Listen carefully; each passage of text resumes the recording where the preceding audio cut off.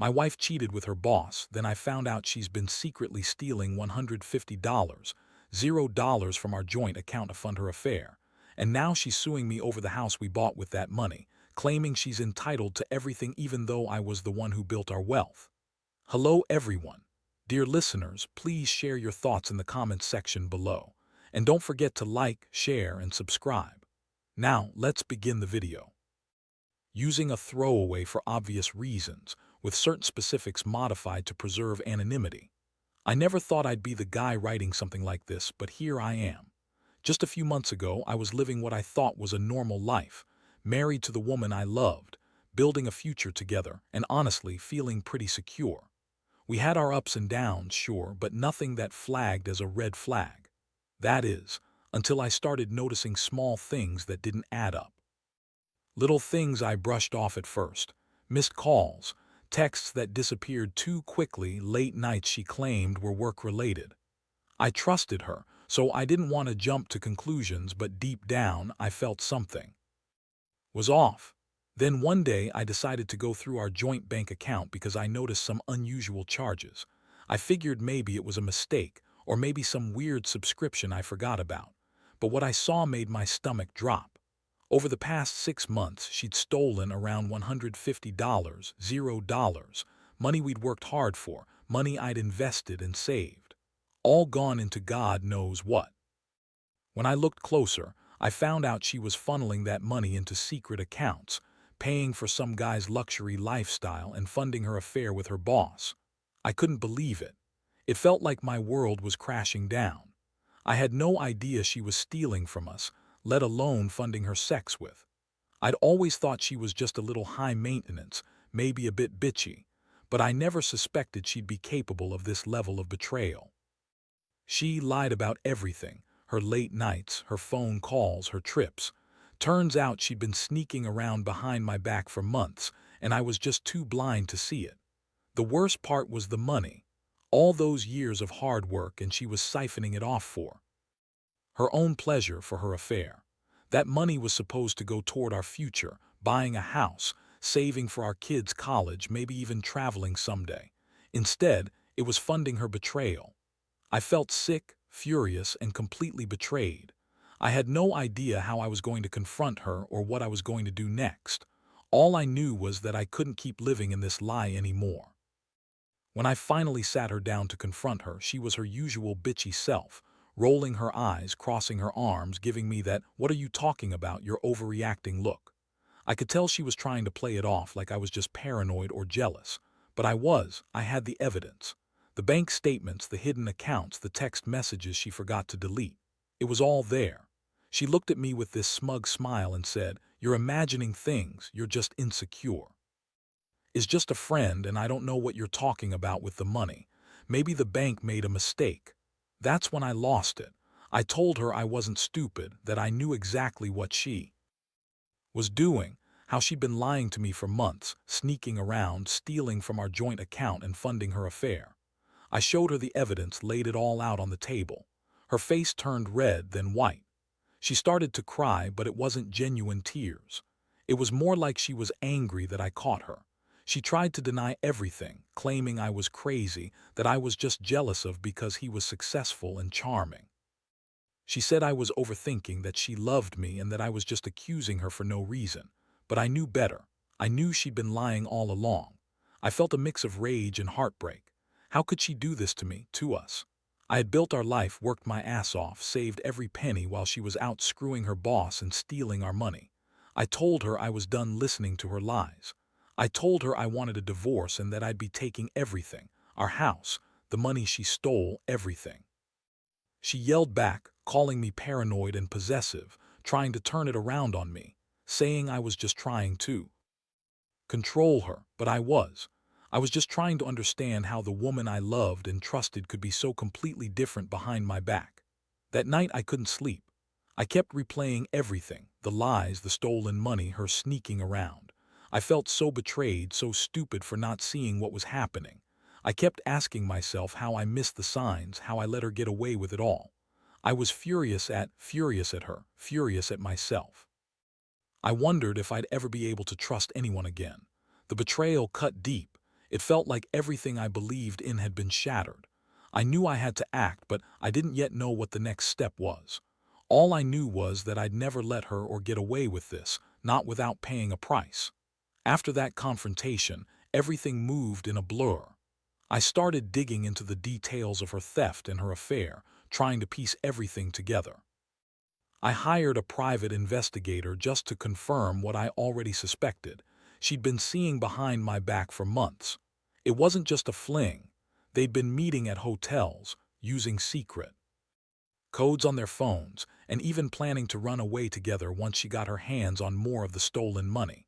What made everything worse was realizing she had already begun the legal fight over the house. I found out she filed a lawsuit claiming she was entitled to half of everything, even though I was the one who'd put in the work, the blood, sweat, and tears. She claimed the house was joint property, even though I had paid for most of it with the money she'd stolen. It felt like she was trying to take everything I built, just to spite me, and I was furious. But I refused to be the passive victim. I started planning my revenge, not just emotionally but legally. I knew I had to fight back, and I had to do it fast. I gathered all the evidence of her theft, bank statements, wire transfers, text messages, photos of her with. I also hired a lawyer who specialized in divorce and financial fraud. My plan was simple: expose her lies, prove she'd been stealing, and make sure she didn't get away with ruining my life. Meanwhile, she kept up her acting like the innocent wife, crying crocodile tears when I pressed her. She told me she was just trying to make a better life for us, that was just a business acquaintance, and that I was overreacting because I was insecure. I couldn't believe her. She was so good at lying, so good at pretending to be the victim. But I knew better. I knew she was just a manipulative bitch who'd been cheating, stealing, and scheming behind my back. The emotional toll was heavy. I felt humiliated, betrayed, and angry. I kept asking myself how I could have been so blind. I'd always tried to be a good husband, to support her, to give her everything she wanted.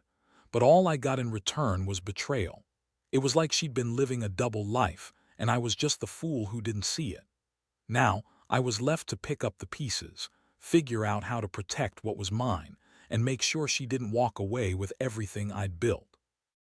The desire for revenge was growing stronger every day, and I was determined to make her regret ever crossing me. The day I decided to execute my plan, everything shifted. I met with my lawyer, a no-nonsense woman named Lisa who had handled complex divorces and financial frauds before.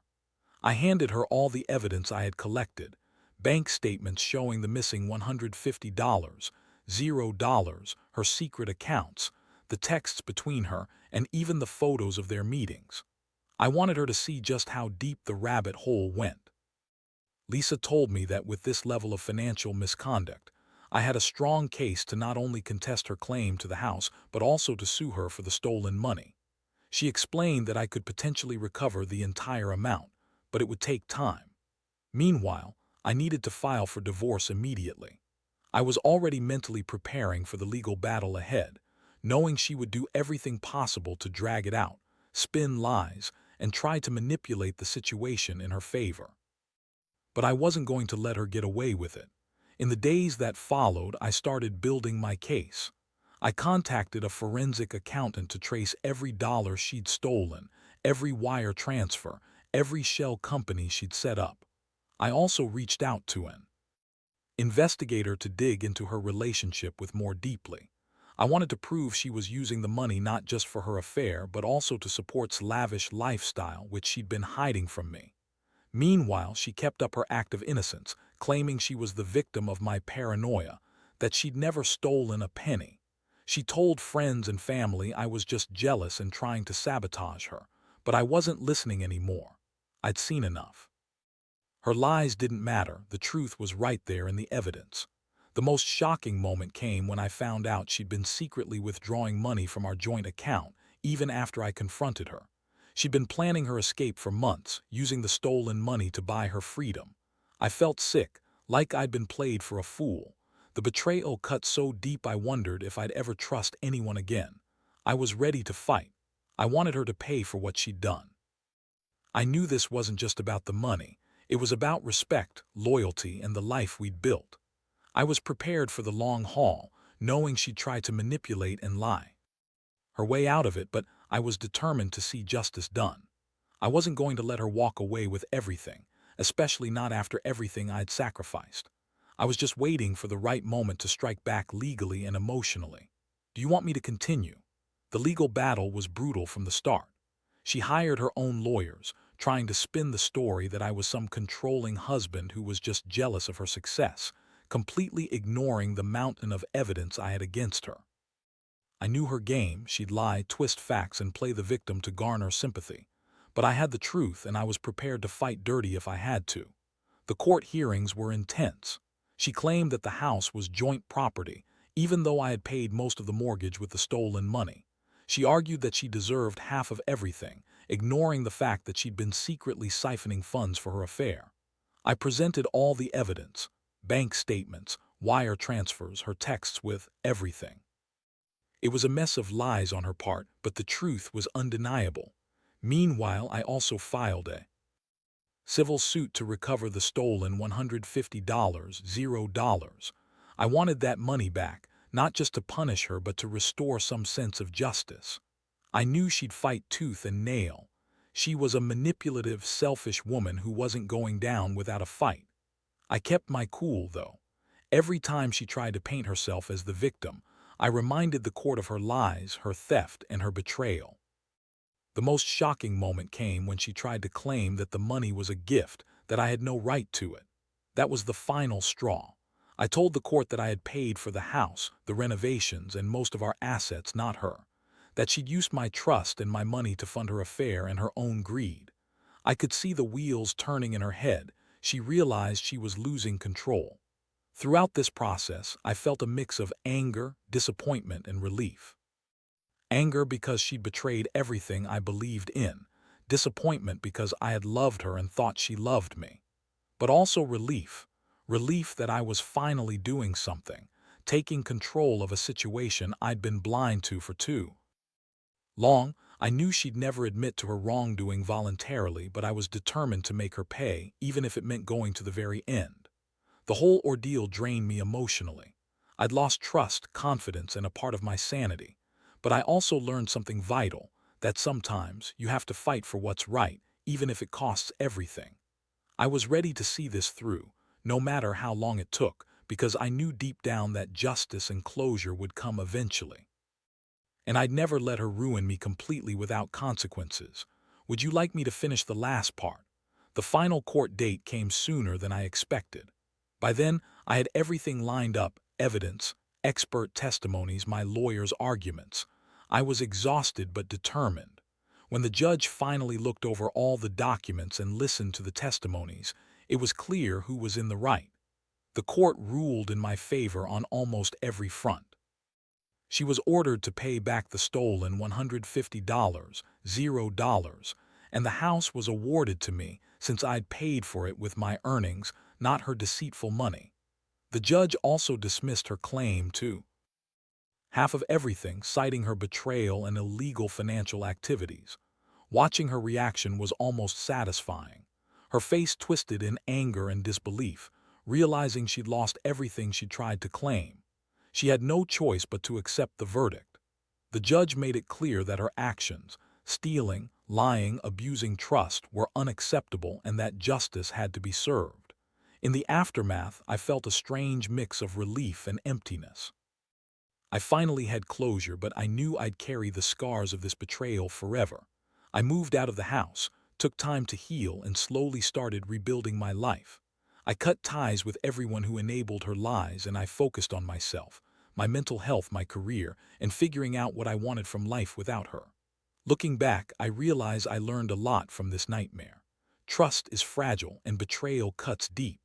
But I also learned that I'm stronger than I thought. I fought for what was right, refused to be a victim, and stood my ground. I'm not sure I'll ever fully forget what happened, but I'm determined not to let it define me.